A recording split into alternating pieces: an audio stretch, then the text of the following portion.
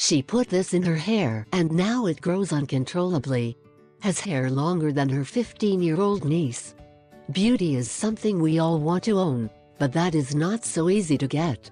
Especially in women, beauty does not depend only on a good figure.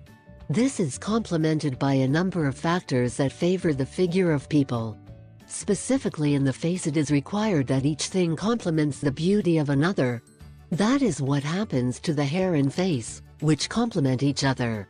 And is that hair, when it is in good condition, can be one of the most outstanding features of women. However, not everyone can afford to have long, healthy hair. What happens is that many women grow their hair very weak, so it easily breaks. In addition, it is likely that their hair is also not voluptuous, so it is difficult to have a hair in good condition. If you want to give shine and health to your hair, pay attention to how to create a 100% natural face mask for this purpose. Natural mask for hair health. Ingredients: egg 1 unit, dark beer 1/2 cup, mature plain 1 unit, honey 1 tablespoon.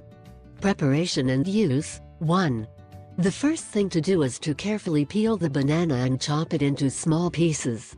Then we put it in the blender next to the egg, beer and honey.